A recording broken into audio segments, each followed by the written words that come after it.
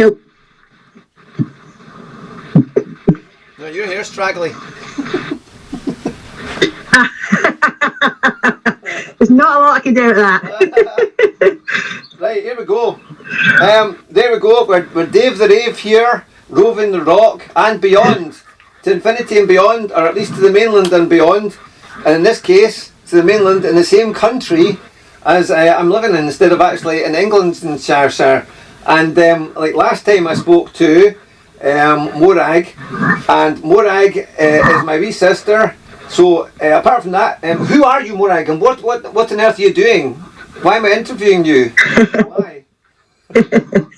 Well, you're interviewing me, part two, because I am doing the Land's End to John O'Groats cycle along Sustran routes, and it's about 1,200 miles long.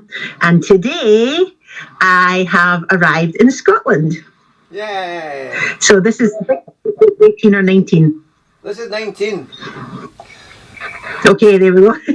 Right. Thanks. And it's ended up making your hair a bit straggly. Don't say that. Nobody would have noticed otherwise. Well, they won't notice on Iron Sound Radio, ironsound.com, because you're going to be getting this played on the radio. But they will notice on Facebook and YouTube, where they're also going to be able to see what you're up to as well. Listen, I didn't bring any makeup with me either. I'm very proud to say. So I'm totally going for it. The absolute best or worst of me, whatever. Okay, so you're cycling, just a quick recap, from Land's End to John O'Groats. You're doing the joggle. You started 19 days ago, and the last time we heard from you was Tuesday the 2nd of May, day 10. And at that point, you had done 420 of your 1,200 or so anticipated miles. And can you tell us quickly what you're doing? You're doing it kind of unsupported. Just in case anyone missed the first time we were talking. Okay, yeah. So I am cycling on my own. I am wild camping, so that obviously adds to the whole weight of the situation cycling. As a result, I'm kind of restricting myself to roughly 50 miles a day, although today I actually cycled 68 miles. I was woken up this morning at 4:30 by a blackbird singing extremely loudly above my tent. I was under a tree, kind of under a rock face under a tree, and that was me awake for the day. So I didn't get going at 4:30, I have to say, but I was probably on the road for about 7, maybe 6:30, 7. Yeah. And as a result, I've kind of cycled and then rested, and then cycled and rested. So I had 68 miles today, which I'm quite chuffed with. That's great. And you're doing it, as you said, unsupported, carrying all your stuff on the bike, and the bike's quite heavy because of that. And even when you do get woken up early in the morning like that, with the sounds around you, you've still got quite a lot to do before you get going, haven't you? Because you've got to pick up all your belongings and pack your tent away and stuff like that, haven't you? I timed it this morning actually, because it's frustrating me because it's taken me quite a long time. I think too long, but I do have like 2 cups of coffee and that kind of thing, so that's kind of my fault.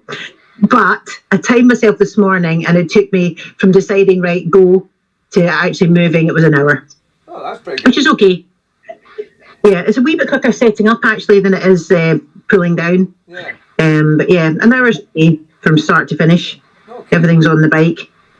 Okay, so that was where we left you on Tuesday the 2nd of May. Everything was going very well, and you were feeling quite elated with the challenge because, of course, it filled you with trepidation at the beginning when you've not started it and it's unknown. And by that time, it had become almost routine, and you'd found that your equipment and your fitness and everything was holding up. So you were really enjoying it at that point, weren't you? When we last. Yeah. Yeah, I still am, Dave.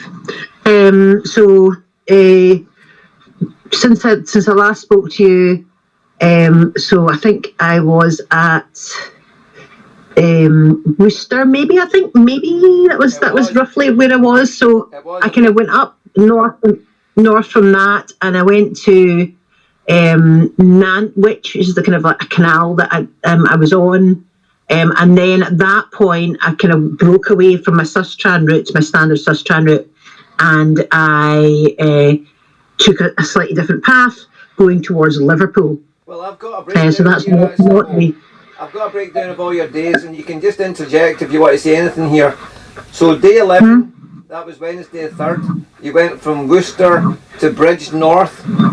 You saw some coronation decorated post boxes there, and you went through the wire Bridge North. Eh?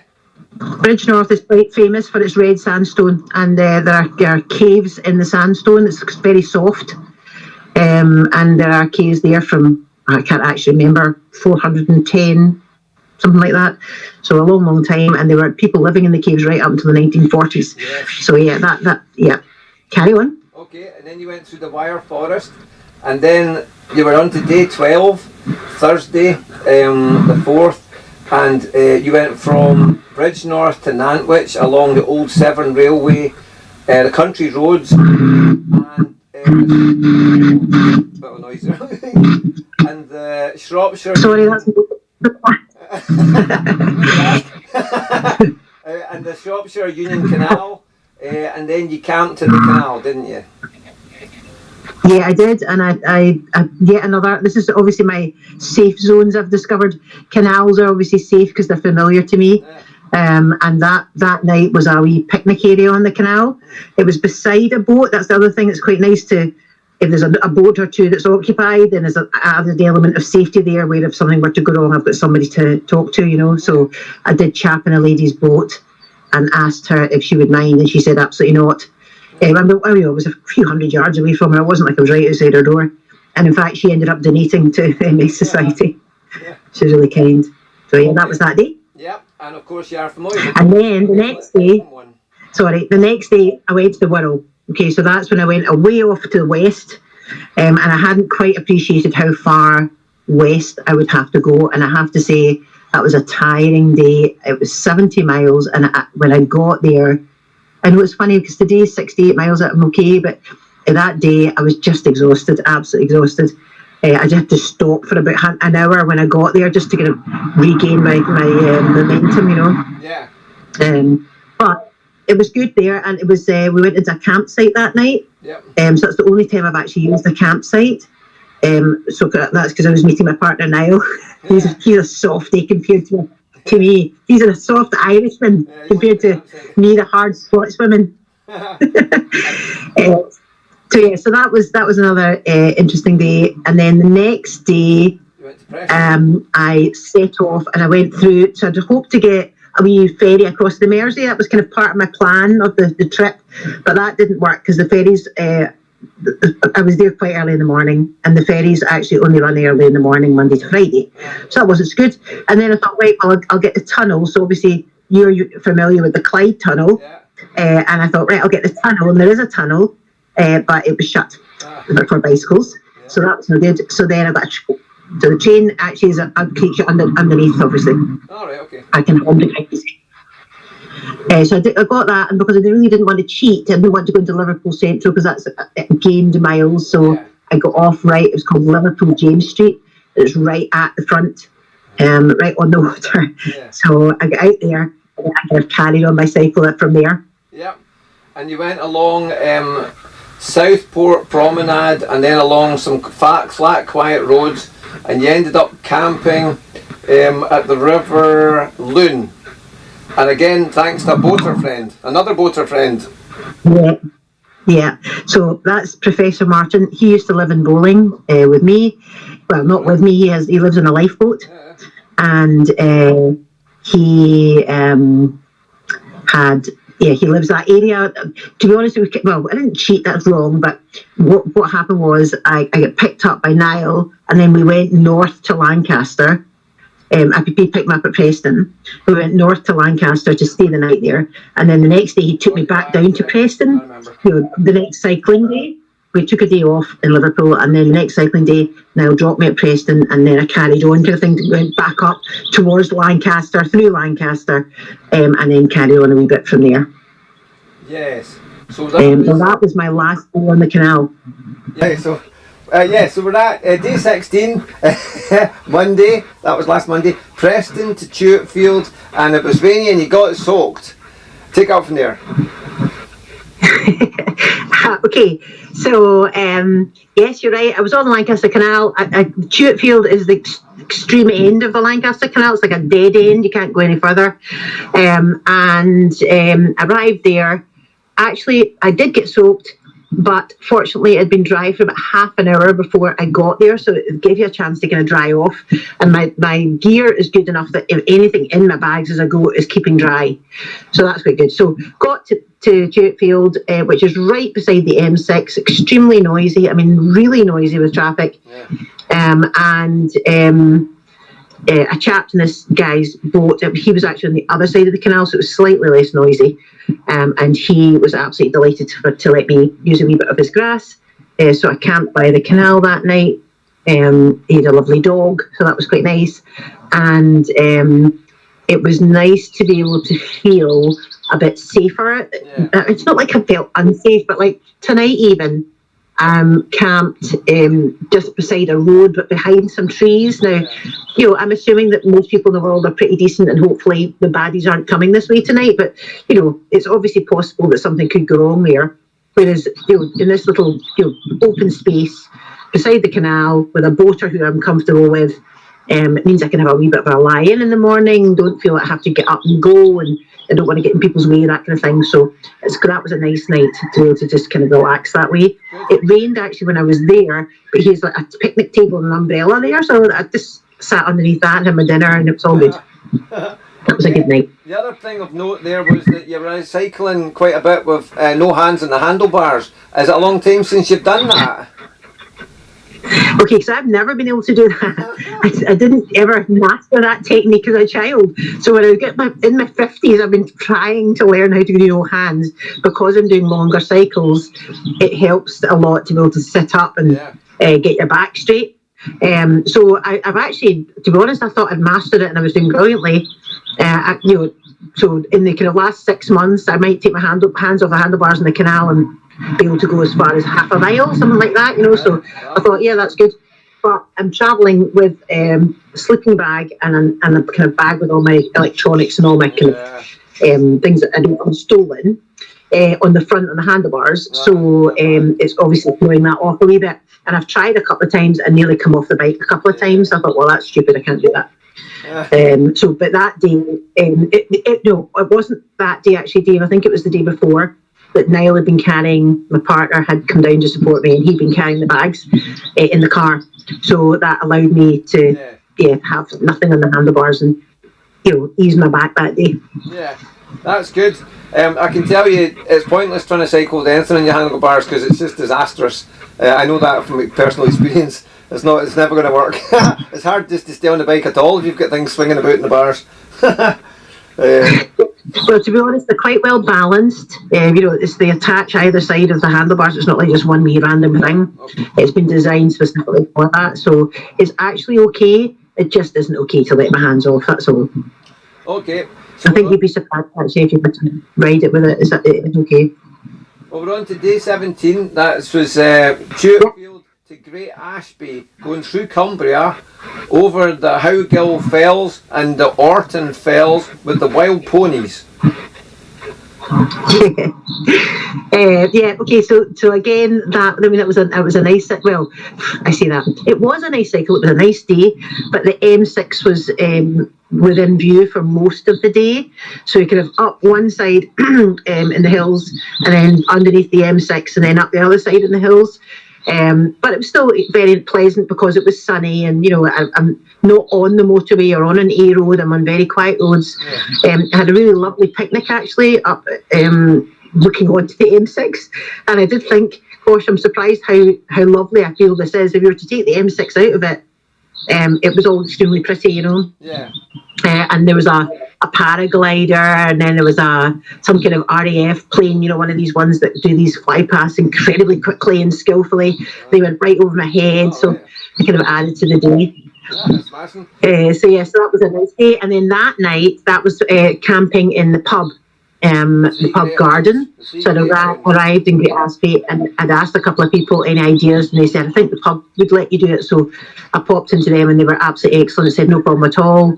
They had kind of a toilet I could access from the outside without going into the pub. So they left that open for me. So that was fantastic as well. Got my washing done in the morning, that, hand washing, that kind of thing. So I had time to do that. So that was really fab.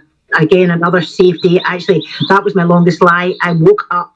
I had been in the pub the night before, but I woke up at 8 o'clock in the morning. That's the longest ever. Okay, so alcohol-fueled cycling going on here. Someone's in the three greyhounds. That's what it was called. The 3 greyhounds. That's right. Yeah. Okay, so then, suitably refreshed, you started on day 18, which was yesterday, from Great Asby to Rockcliffe, which was 10 miles from Gretna. So you were getting towards Scotland, you nearly made it, and you went past the UK's highest structure, which is a radio mast. It's not anything particularly amazing to look at. I put a picture on Facebook of it and I thought, everybody's going to look at that and go, what? That was a nice, again, it was supposed to rain all day yesterday and there was a couple of showers. That was the fantastic thing, so that was lovely. It was easy cycling, which was good. I had thought, I didn't want to go into Gretna because that's not going to work for camping. So it's either before or after Gretna, and I have to say I was getting quite tired. So I decided to start looking about 20 minutes or so before I came across Rockcliffe. And it was lovely. I mean, really nice wee place with this huge green at the front, very well tended. And then when you walk around the green, there's these red sandstone cliffs with houses on top, but I was down in the bottom kind of thing. And I just hid away from the wind, which was good because it's a wee bit windy, tucked myself in the cliffs, and had a very pleasant night. But that's again wild camping from the point of view of, shouldn't really be there and all that kind of thing. So probably why I was awake at 4:30 this morning, apart from the blackbird. Yeah, because it's just slightly difficult in England because you need to get permission. But that was going to be your last night of what you called stealth camping. So that's a breakthrough at that point, isn't it? Quite good. Yeah, but I mean, it was a lovely place to stop, really pretty, right beside the river. So I'm glad I did stop there. And actually, when I cycled to Gretna today, it's funny, Sustran routes, Sustran will take you 3 sides of a square rather than across a busy road. So you're, I'd looked to see how far is it from Rockcliffe to Gretna, 6 miles. I thought, okay, that's by Google Maps. But when you do the Sustran route, it was nearly 12 miles by the time they take you up and away, around and whatever, So I was quite glad because then I would have to go through Gretna to then try and look for a camping spot. So I was quite glad that I actually did stop at Rockcliffe and didn't try and push to get to Scotland. Yeah, so that brings us to today. So at 9 o'clock this morning, you reach Scotland and you put a photograph on with 1 wheel and 1 foot in each of the 2 countries. And that's quite a big breakthrough, really. So that leads me to my first question, because we're kind of up to date there, because you got into Scotland this morning. What did you think about that when you got there? I don't know. I didn't think or feel any particularly different, to be honest. Nice to be in Scotland. Nice to hear Scottish accents, I'll be honest. That's lovely.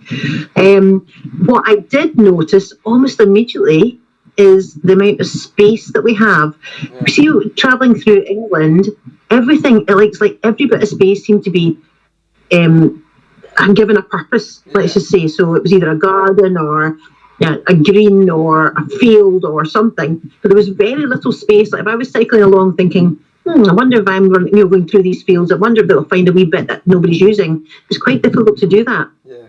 You get into Scotland, there's space. There's space everywhere. I could have chosen 100 different camping spots today. Yeah. Because there is extra land. I actually looked it up, right, because I thought, is it really so much more populated in England? And of course it is. It's something like 470 people per square kilometre in England and 70 per square kilometre in Scotland. And you immediately feel that. You immediately feel how less busy it is. Yeah. So I would say that, from a point of view of how do I feel, I mean, obviously I live in Scotland, so it's nice to kind of be in my home country, but, it's just another part of this adventure, really, rather than feeling any particular, oh, thank goodness I'm out of England or whatever, you know. Yeah, no particular relief. I mean, I just wondered if it might be relief because it's a benchmark, because you've got into the country you're going to finish on, you know. Definitely going to finish it, looks like it. Hope so, gosh, unless something terrible happens. Yeah, you're right. I guess I knew, right, see when I got through Cornwall and Devon, that was the two hardest bits. I knew then, if I got through them, I'd probably get the whole way, unless something untoward happens. So that at that point, you know, if you said to me, how much do you want to bet you're going to make it to Scotland, I would have bet quite a lot of money. So I'd already kind of thought I was going to make the That's but hopefully make it. So you've carried the confidence most of the way through it, so that's good. And how many miles have you roughly done then out of the 1,200 or so that you're thinking that you'll be doing? Well, I did a wee count just before I came on, and it's, I think, about 845 miles or something today, altogether. Wow. So it's today that's taken me over that 2/3 way. 2/3 and into Scotland. So this is a big day today. This is the biggest day of the cycle. Might be. Well, so depends what you're thinking about. Well, I mean, I'm thinking, yes. I think you're going to, unless you carry on, you know, to Iceland or something. Oh, we'll see what you do. Okay, so you've done a heck of a lot. I didn't know you'd done 2/3. To cycle that many miles with all that kit on the bike, you will now be fit. You were quite fit before you got on the bike. You'll be fitter now. And actually, I would add, I think you look slimmer. So I think you've lost weight. So the question is, do you feel that your body's adapted, and do you feel a change in your body? Not really. No. I would say, and obviously, I'm not as sore. So I did get a bit sore today, but my back's so much better. My neck, they're pretty good. You know, I mean, you know, you get off for a couple of minutes and it feels fine again and get back on. But so that's fine. But I would actually honestly think I might have put weight on in the cycle, and the reason being, I'm awarding myself all over the place. I cycle somewhere, I eat a cake and I have a coffee, and then I cycle on and I have another cake and a coffee. So I've got a lovely flapjack to have this evening. I've already had a bit of, they call it school ice cake, you know, like the kind of ice cake you got in school dinners. A bit of that earlier. And you know, actually, I've done very well today just having those two things, because some days I'm buying like a box of 6 things, let's just say 6 cherry bakewells, and they're away by the end of the day.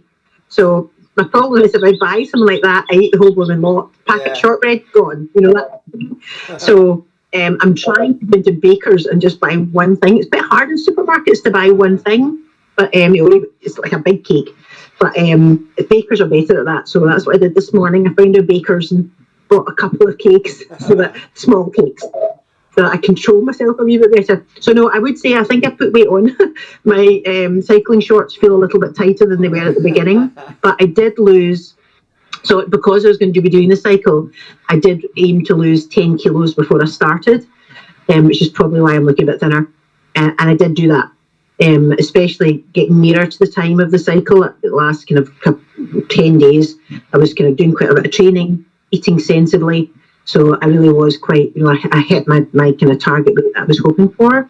So that because I thought actually, it was a bit naive, but I did think maybe my gear would be about 10 kilograms. So if I lost 10 kilograms from my body, it'd be just like cycling with no extra weight. But my bags are actually, including everything, my tent and my sleeping bag, they're probably about, well, I did weigh myself about 17 kilograms. So that's quite a lot. It's a bit more than that. Yeah. Being that you're 55, I mean, you must be carrying good fitness though, because there are not many people at 55 that can carry a bike and 17 kilograms and cycle 800 and 40 miles with all that stuff on the bike. And I mean, I get a bus pass next year. You'll get it in 4 and a bit years. That's not bad. Hopefully. Yeah, that's right. Well, you will. And obviously, you definitely will if you're carrying that much fitness. That's a lot of miles. So I would think, you know, you must be one of the fittest people at 55. I would have thought about the place. Oh, well, I feel good and strong. You know, that I do feel that. I feel, I do feel like I'm fit, but I don't feel like I'm super fit or anything, you know, but I do feel fit. I feel healthy. That's what I feel. Yeah. Good, you know. Okay. So, what has been your food of choice? Because you burn a lot of calories. I know cakes have been in it, but what's been your actual kind of proper food? Okay, so I would say probably every second day I've gone for a cooked breakfast. It depends where I am, whether that'll work in. So every second day I've gone for a cooked breakfast, which is probably the only cooked meals that I have. And then every other day I have yogurt and fruit for breakfast. And then lunch and lunch and dinner, quite often I buy too much for lunch, so I end up having the rest of it for dinner. So it's normally salad and maybe, so tonight I had salad.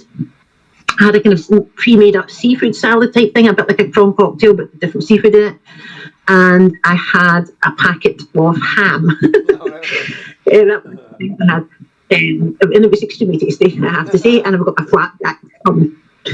So that would be kind of typical. It's kind of salady type of thing. I have had a couple of times I've heated something up. I did soup once. I did a kind of, in fact, last night I had a kind of bean stew. But you know, I'm not always at water to wash out my pans, and water's, you know, I don't want to carry too much water because that's quite heavy. So I'm not generally doing an awful lot of cooking. I'm heating up water for my coffee, but I'm not cooking pots too much unless I know that I can wash them, you know. I would imagine that I would be having quite a lot of chippies, you know, like, because it's awful handy, and you'd smell it on the way past. Actually, I had one with Niall. We did have a chippy. We shared a chippy, actually. Chippies, there's a lot in a chippy. Yeah. It seems an awful lot of food. So yeah, we shared one. But I know what you mean. But do you know the problem with that is I don't know that where I'm going to be that night is going to be anywhere near somewhere to eat. Yes, you have to. So yeah, so that's a bit of a problem. So today, for example, there hasn't been anywhere to eat or stop to buy anything. Well, I'm just beyond Abington today, which is there's a services there, so I could have gone in. I could still go into the 24-hour services if the need for chocolate overcomes me and I just can't control myself. Yeah. But I didn't cycle past that, so I'd have to make a detour to go in there. But yeah, there's not been like any shops or anything today that I've passed. So there have been other days that you just don't know. You don't know, am I going to have a shop or not? So I tend to actually buy my food for the day before lunchtime, and then I've got it. I know I'm okay. I can stop whenever I want, and you know everything's tickety-boo. Yeah. I know what you mean. I do the same thing when I go to work. I make my sandwiches every day, and nothing can touch me. I know I've got all my food sorted out, so that's right. Mo, have you bought any new kit on the way? Because I know you'd been good advice on all the stuff to take, but have you found any extra stuff that might have been handy? I haven't bought anything more. Well, no, actually, that's a lie. I have lost some things on my journey, unfortunately. So the first thing I lost or left behind was my Sustrand book, and I left that in Plymouth. So the guy I was staying with, Kevin, had to chase all over Cornwall with that for me to catch up with me. And then I left bizarrely, I took my cable and my battery pack, but I left the plug plugged into the wall in a Weatherspoons. So that was a bit of a bummer. I didn't realise that till I'd nearly run out of power the next day. And then I left my cable somewhere else. Who knows? I have no idea where that was. And another day, so I'm going to have to find places I can go and get extra cables. I've had to do things like that. Yesterday, the day before yesterday, I was drying my overshoes. So I've got overshoes that go over my trainers to keep my shoes dry when it's really soaking wet. And I had them attached to the back of my bike to dry it off. And when I stopped about 10 miles later, I only had one of them left. So that was a bit of a bummer. So yesterday, I needed more oil in my chain. So I actually went into a bike shop and I asked them if they wouldn't mind lending me some oil, which was a bit cheeky. But they were more than delighted to do that, which was good on them. I just used a wee bit of the oil in my chain because I don't really want to carry it, you know. Yeah. And then I bought more overshoes from them there, so I've got overshoes again. And actually, the ones I bought now are really the right type. The ones I had before weren't quite right for my shoes, so that's not such a bad thing. The other things that I have bought for the trip, though, I bought a new tent, and the tent is Terra Nova. That's a UK company. They're really good. And the tent's under 2K, so that's a really light tent, but it's 2 people tent, so that's very good. I don't know if you can actually see that. Well, you've probably seen it in all the pictures. I don't know if you quite see over there. It's a bit dark. But bought new tent. That was probably about, it was half price actually, the tent. So I think it was about £130, something like 140 maybe. And then I bought a new sleeping bag, and my sleeping bag is ducked down. I'm not totally sure. I'm not absolutely sure it's working for me. It's really warm, but it's getting really quite wet on the outside of the sleeping bag. And I think duck sleeping bags can do that a bit more than this the kind of synthetic type. I've got all my vents open, and it's still, when I wake up in the morning, the outside of the sleeping bag, particularly down at my feet, is really quite damp. So I'm then having to try and dry the sleeping bag out at some point the next day, but of course it isn't always dry enough to do that, so you then maybe getting into a sleeping bag that's not as dry as you would like, so that's, I don't know, I was trying to research that this morning at 5 o'clock. And they're just kind of basically saying you need more ventilation, it's your body that's, you're creating, so that's what's happening. So there wasn't really a fix as such for that. I have bought, one of the things I totally love is my wee stove, right? This is the container my wee stove comes in, and in it is my gas bottle. And also, this is the actual stove. This is the size of the stove, right? Like, I love this wee thing. This is it. And you open it up, attach it to the gas bottle, and the pot sits on top of that. It's so cool. That's like that. Smaller than your finger. Yeah, I know. Look how small it is. So that's really cool. It works really well. It's like a mega blaster. Genuinely, that will heat my water for my cup of tea in about 60 seconds. Wow. It's so fast. Yeah, you turn it on, it's like, really blasting. So I love that. I really like that. Other things I mentioned last time, I got a GPS, and gosh, I'm so glad I have. It's absolutely phenomenal. Yeah. It just takes all the stress out of navigating. That's so nice. Other than that, all my bags. So there's a new thing that they do now, and it's called bike packing. And what they do is they don't use panniers; they attach bags directly onto the frame of the bike.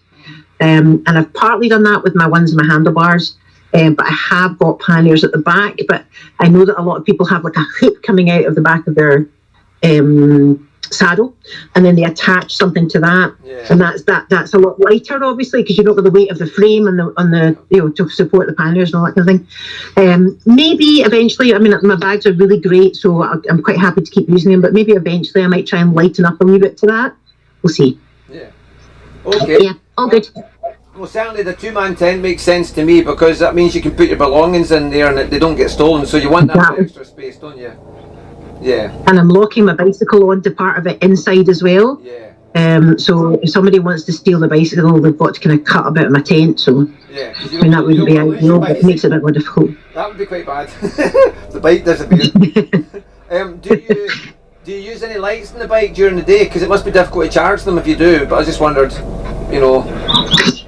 be honest, I haven't used a front light at all. But I have used my backlight on kind of dull, like days like today when it's raining. Today wasn't a nice day from a cycling point of view. I was on a cycle lane. So today I was cycling on the old A74, which is now called a B something else. And the whole of the afternoon, certainly, it was just a cycle lane, which is maybe about 1.5 feet wide, sometimes narrower. In pretty bad conditions, so it's really quite bone shaky in places, and of course the traffic's just not much. Like the roads were quieter because most of the traffic's on the M74, which I'm cycling right beside a lot of the time. I must have gone under and over the M74 about 10 times today. But it's not nice. Like a truck goes by and they're only 2 foot away from you, and you're travelling at 10 miles an hour and they're travelling at 60. It does feel a wee bit unsafe, and when it's quite rainy, obviously it makes sense to put the light on to kind of slightly attract more attention. Front light, that doesn't make much difference to anybody. I don't need it to see in the daytime. And traffic obviously isn't coming towards me, in that way, because I'm on a dual carriageway, not on a dual carriageway, on a kind of single carriageway, 60 mile an hour. So not really needed for the front. But yeah, definitely the back light. Okay, so have you had any like close shaves with traffic at all, or have you had any other things like punctures, any problems that you can think of particularly? I'm lucky so far, the bike's been amazing. I've got amazing tyres, so that helps. And I did put new tyres on the bike. I had other tyres, and within a week I got a puncture, so I just put right back on the ones I like. I said that to you last time. So I've no problems with the bike at all. From the point of view of traffic, people have been so amazing. I've had a couple of wee things. Just, for example, I was approaching a roundabout. I was going round a roundabout. I was on it, and this woman pulled out right in front of me, and she just didn't see me. As you could see, she was mortified that I was nearly on her, and or she was nearly on me. I suppose I was on the roundabout already. So yeah, I could see she was going to like hand up. Sorry. I genuinely, I don't like to say this, but definitely white vans. Or vans, but particularly white vans, they come too close. They're too fast, too close. They're not giving you the breathing space. And like the other carriageway can be clear. It's not like they can't move over, but they're not doing it. That's not all by any means, but it's a small portion of them, and it tends to seem to be white vans. Well, I mean that would make sense in a way, because the white vans, the people in them are going to be in a hurry most times. They're busy people. They're not really out for a social. I wouldn't be surprised if it was parcel delivery or something, Dave. Yeah, so they're going to be hurrying. They've got deadlines and things. So to be fair, it's not even a slight on them. It's just that their lives probably demand them to go at a certain speed and meet certain deadlines, which we would have to do as well. And if we were in that van, I guess, I suppose. Yeah. You've not had Thank goodness we're not. You've not had anything stolen from you at all, have you? No, I haven't. I haven't left my stuff on the bike, really. I think I said to you I did in Glastonbury, and then I felt as if a chap was going to steal it, which is bad, but and he didn't. But I have, when I've been getting off the bike, it's kind of driven me towards going to supermarkets, because I can take all the bags off the bike, put them in the supermarket trolley, and feel like the stuff's safe, kind of thing, So it also allows me to, for example, in Tesco, go to the toilet and wash out my underwear. You don't look. You can take the trolley into the toilets and do that kind of thing. I know that sounds bad, but so that gives me that possibility. It allows me to take my water bottle and get that filled at the cafe, and that kind of stuff. So I have found supermarkets quite useful for that, because I am worried about leaving my stuff on the bike. I have got one lock which I put on that locks the bags onto the bike. If you know what I mean. So I tend to leave my handlebar bag, my sleeping bag on, and I lock that on the bike, but all the other bags tend to come off it, and I carry them with me, kind of thing. Okay, so you've been cycling for nearly 3 weeks now, and you've not been working. You've not been working for 3 weeks. You've not had a job. You're jobless. You're bereft of employment, and sounds terrible, doesn't it? Are you missing it? No. No. It's too easy, isn't it? Unfortunately, in my work, they have just brought out a mandatory redundancy thing that everybody feels under threat. And so I'm incredibly fortunate to have taken the voluntary redundancy when I did, and I don't have that hanging over me now. So, no, I'm absolutely delighted not to be there. Just as an aside, not missing it. For my own interest, if you'd been made mandatory redundant instead of voluntary, which you took, would it have been the same deal? No. Oh, worse deal. You get the government standard if you're made mandatory. Okay. So you better.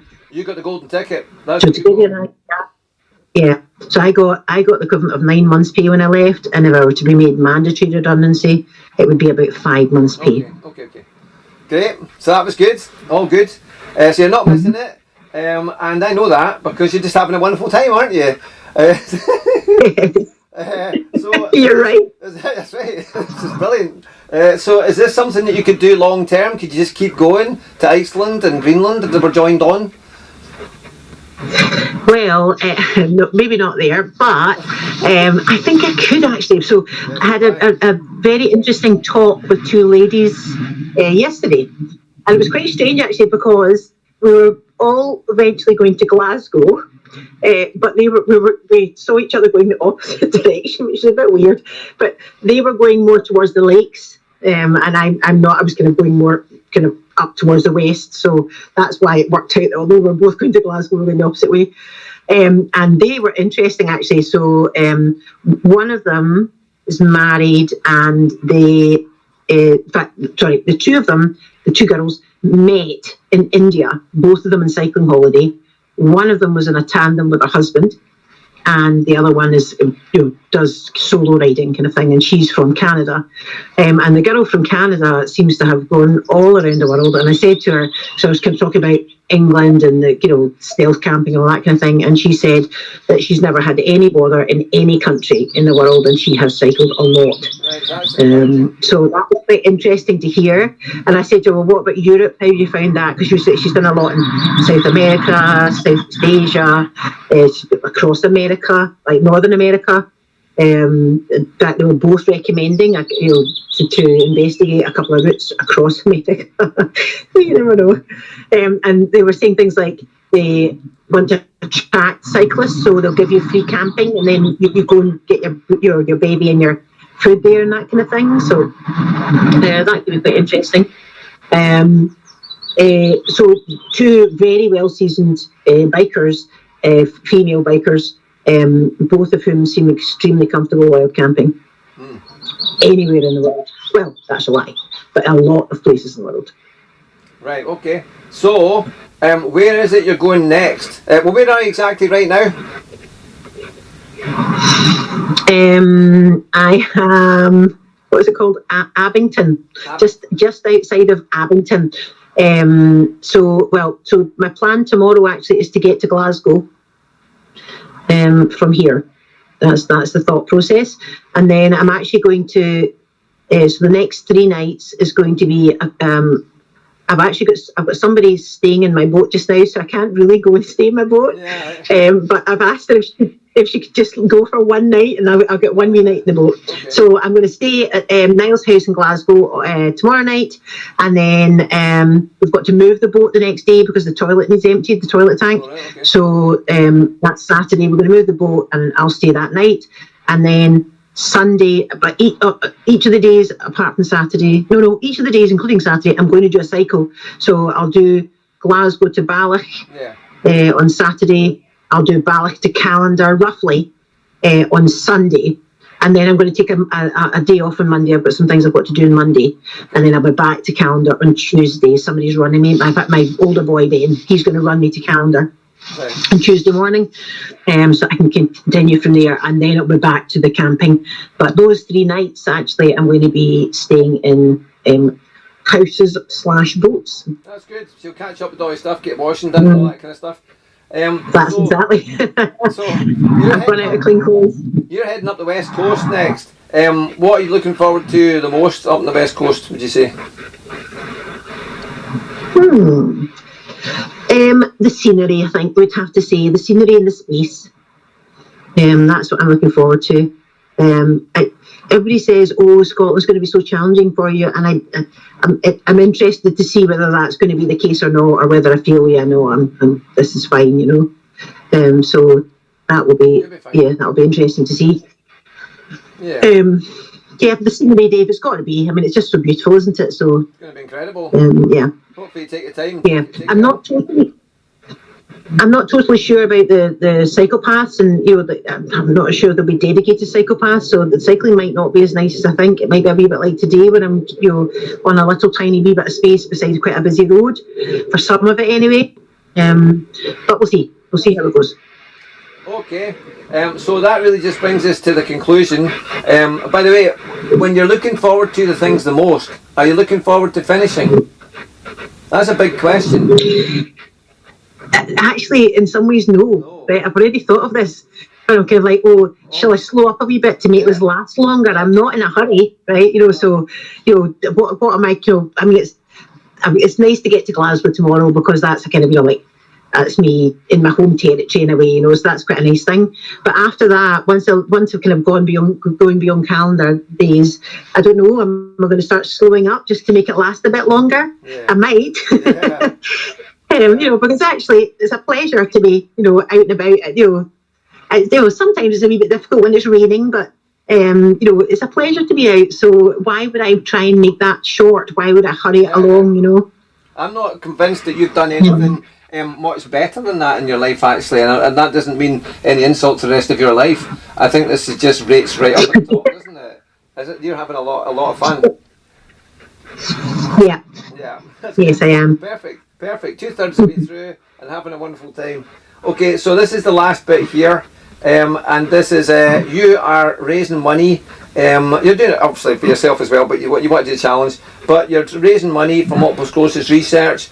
If anybody goes on to Just Giving, they can type in Morag Black in the search box, and it will come up. I can confirm that because I've done it myself.